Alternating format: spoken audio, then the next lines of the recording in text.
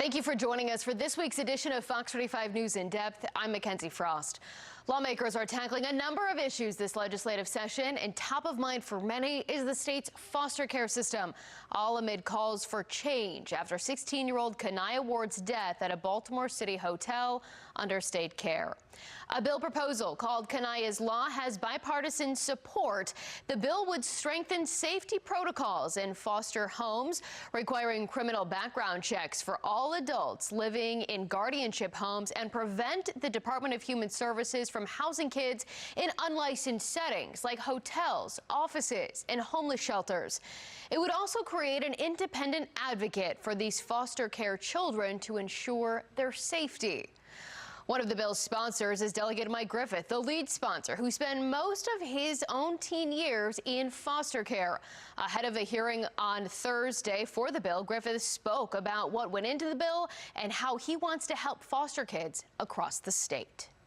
You know, we go through our experiences and have a rare and unique opportunity to try to fix some of the things that we've experienced in our lives, and for others, this is very special for me and for my colleagues, and I'm grateful that we have this opportunity to help these kids. So this isn't against anybody. This is for her, for Kanaya, and for all the kids that we're going to save through this law. Thursday afternoon, the House Judiciary Committee held its first hearing on Kanaya's Law. Kanaya's mother was there to speak to lawmakers about the bill. I'm here today with my father beside me, Mr. Michael Ward, Sr., in the hopes that our collection action today means that no mother should have to bury her daughter. I fully support the work of what I hope will become Kanaya's Law. I hope we can put politics aside and focus on something we all have in common, the love of our children. Lawmakers discussed what's included in Kanaya's Law and how to codify the changes DHS has already adopted. That includes officially establishing the Guardianship Assistance Program, creating an annual background check for anyone living in a guardianship home. Right now, DHS says there are no longer any kids being housed in unlicensed settings. Lawmakers pressed Griffith about what makes this legislation necessary, and he talked about his own history with the foster care system, adding he wants to make sure what happened in Kanaya never happens again. So the necessity first comes from the fact that some of these issues existed over 30 years ago when I was in the foster care system, right? And some of I'll tell you, I was more mistreated by my social workers than I was my foster parents, right? And this is over 30 years ago, so this predates many administrations, right? And to see some of these systemic issues continue to exist is frustrating, disheartening. DHS is working in good faith to codify these things, to make sure they're law permanently, and there's no more interpretation. There's no more, oh, well, just this one kid this one time, we're going to do this one thing. Nope. Never again. Kanaya's death came just weeks after a scathing audit revealed major blind spots in how the state's foster care system was operating. And now, with DHS Secretary Rafael Lopez out, there are lingering questions about what's next for the agency. For months, the Department of Human Services has been in the spotlight. From the Social Services Administration audit revealing serious cracks in the system and a lack of protections for foster care children, to the death of a teen girl who was placed in a Baltimore City hotel, the questions about management of the massive agency continue to mount. We in the Senate are very concerned about DHS and the state of DHS overall. After months of standing by DHS Secretary Rafael Lopez, Governor Wes Moore announced Lopez would be stepping down. Citing health concerns, Lopez officially resigned from the agency February 23rd. Look, I think it was the right time to make a change. Senate President Bill Ferguson says withholding funding may be the next step to ensure accountability for the agency. I think at DHS, we've seen too many problems and too many repeat problems.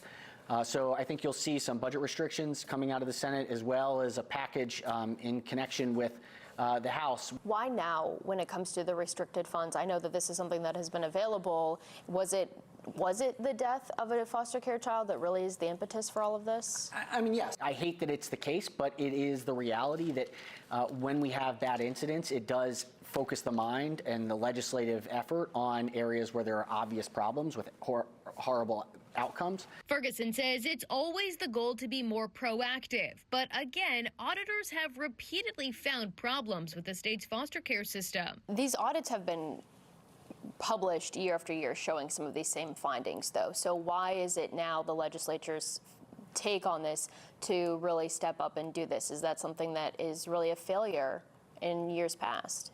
I think that the things that get attention there are a myriad of issues within state government. I regret that it took the death of an individual for us to have a targeted focus. But we are where we are. The push comes as the House also eyes restricting money. We do routinely, when necessary, withhold funds from agency budgets when we're seeking information from them on their budgets and on their spending.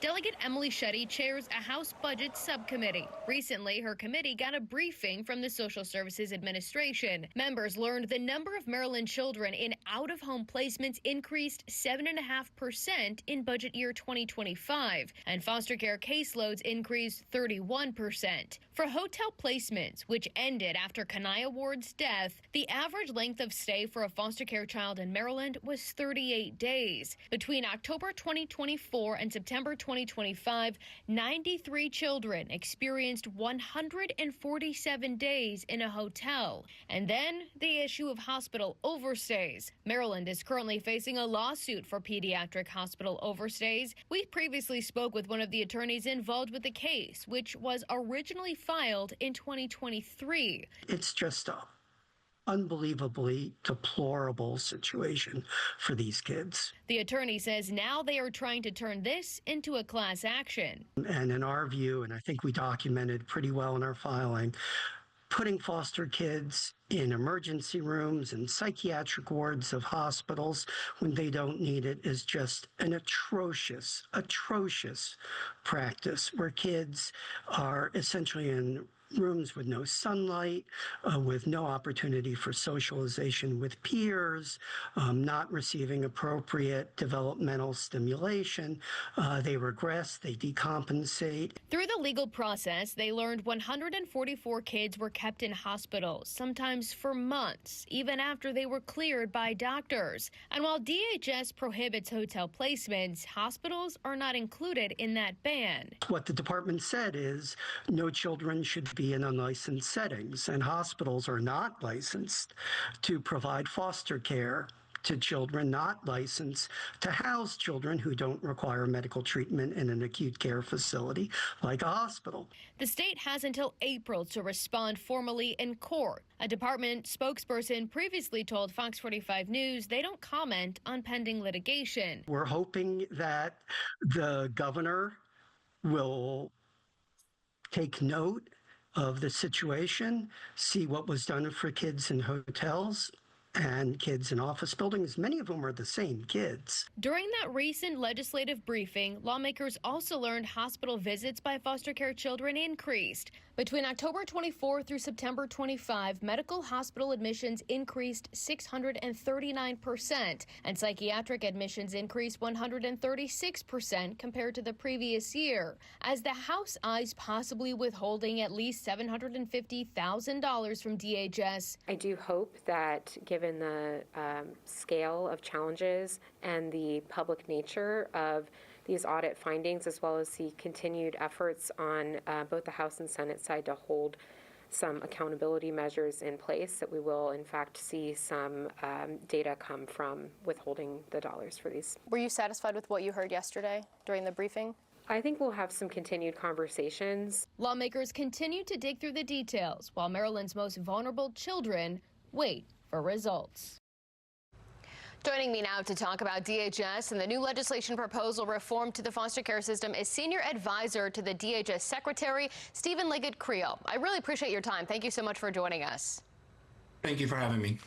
I want to start with the situation dealing with Kanaya Ward. And I know that the agency did an internal investigation, but I think a lot of people want to know, why did it take the death of a child under the state's care before DHS stopped placing foster care children in hotels?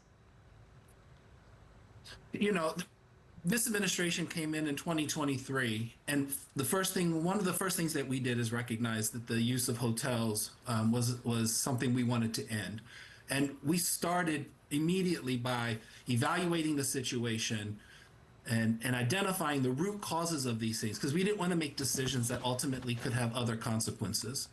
And we then proceeded to begin to engage our providers, begin to engage those root causes that caused those hotel overstays. And so as we did that hard work and did that focus on those root causes and begin to address them by expanding providers, working with our providers, getting them to say yes, and helping our locals better coordinate with a placement team, we were able to make that move to a zero stay in a hotel, and make that directive back in October of 2025.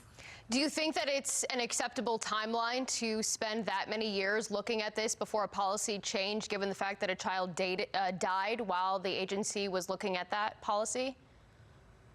Well, I will say that we came in 2023 and started to look at this issue, and between 23 and ending this practice of hotel stay in 25 for something that had been happening for 10 years. So, this was a priority of our department, and we were able to achieve that around the hotel and other unlicensed stay. Do you know if anybody was disciplined or lost their job over what happened within the agency with Kanaya? That's a personnel issue that I would be able to speak to. So looking at the policy changes, I know that the unlicensed settings have ended and background checks are happening. Is the agency at a 100% background checks right now for everyone and contractors working with foster care children?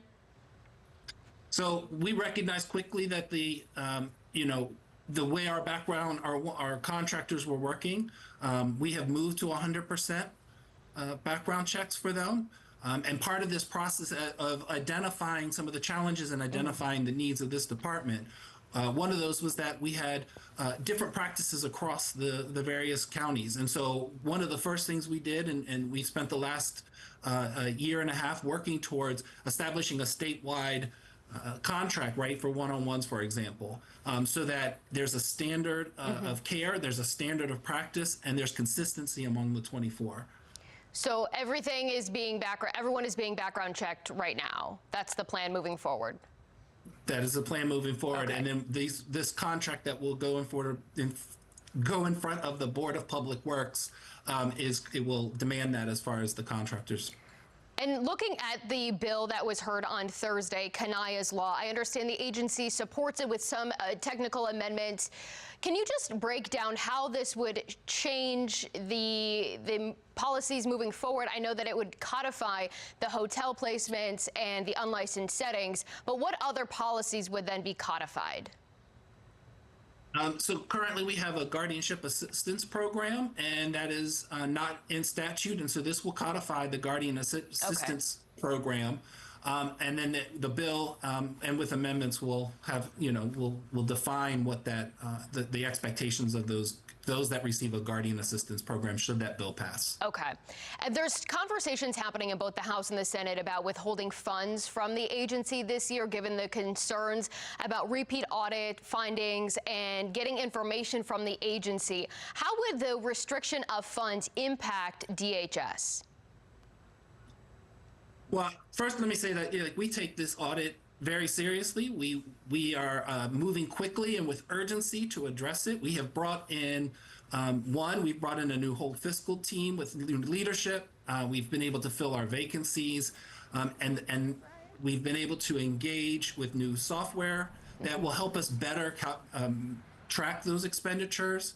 And we'll be able to, we believe that that's going to allow us to respond to the demand in order for that money. To potentially, okay. All right, well, Stephen, I appreciate your time. Thank you for joining us. I think everyone in the state is looking for the agency to make some of these changes, and we'll keep track of it as it unfolds. I appreciate it. Thank you. Still to come, the foster care system isn't the only issue within DHS, why one whistleblower is claiming SNAP fraud, and how the governor is responding.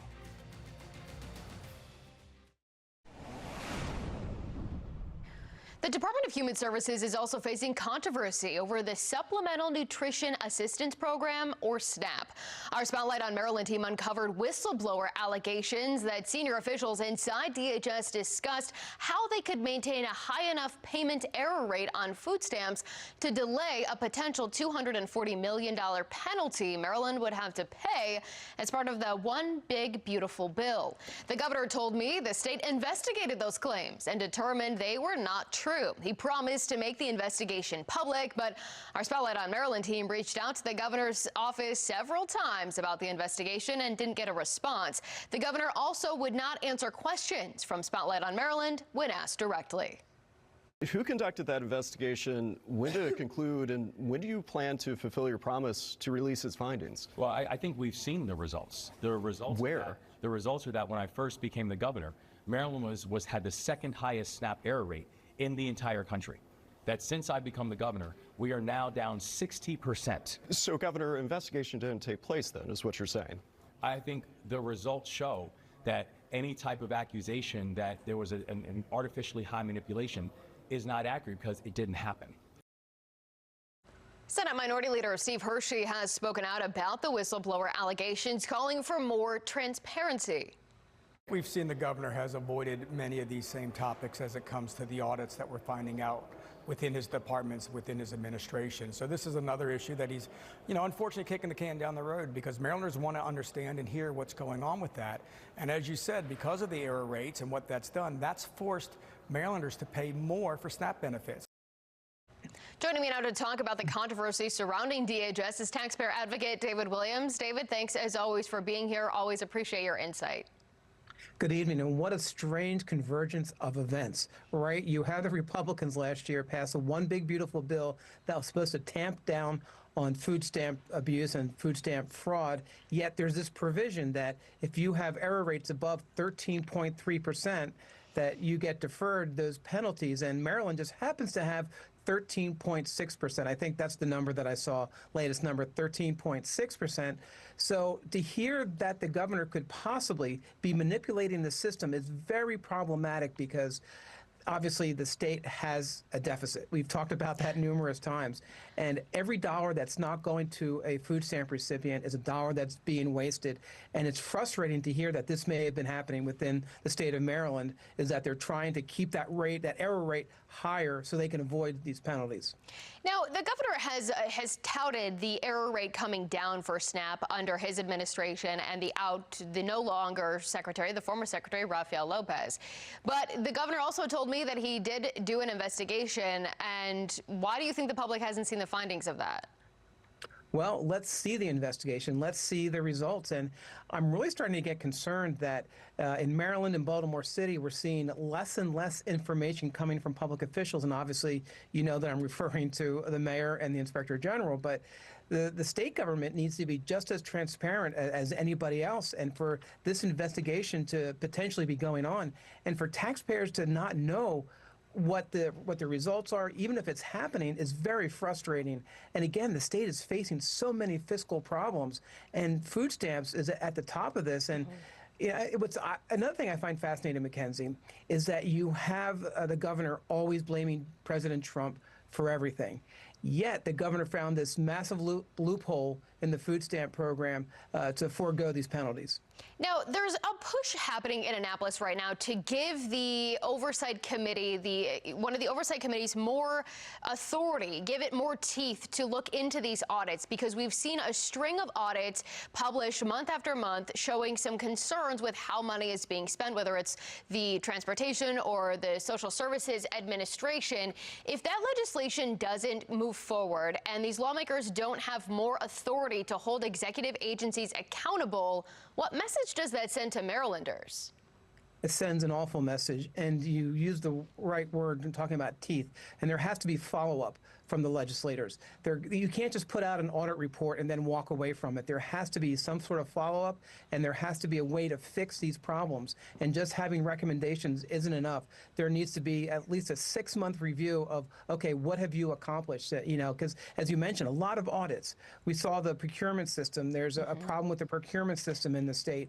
And these reports seem to just just fade away into the night. Bringing it back to SNAP, if we can, really quickly here, looking at the federal government, if this becomes an issue, is this something that could potentially get put on the radar of President Trump and his administration if that's really happening in Maryland? I think it absolutely will, especially if we see a spike in food stamp fraud in Maryland, because right now, again, it's about 13.6%. And if they really are looking the other way and it goes to 14 or 15%, that is a serious problem. And I think Congress, the president, really, they need to get involved in this and make sure that this loophole is closed immediately. All right, David Williams with the Taxpayers Protection Alliance. Always appreciate your time. Thanks so much. Thank you. Rafael Lopez isn't the only secretary leaving his agency in recent months. After the break, why some lawmakers are comparing him to former DHS Secretary Vincent Schiraldi.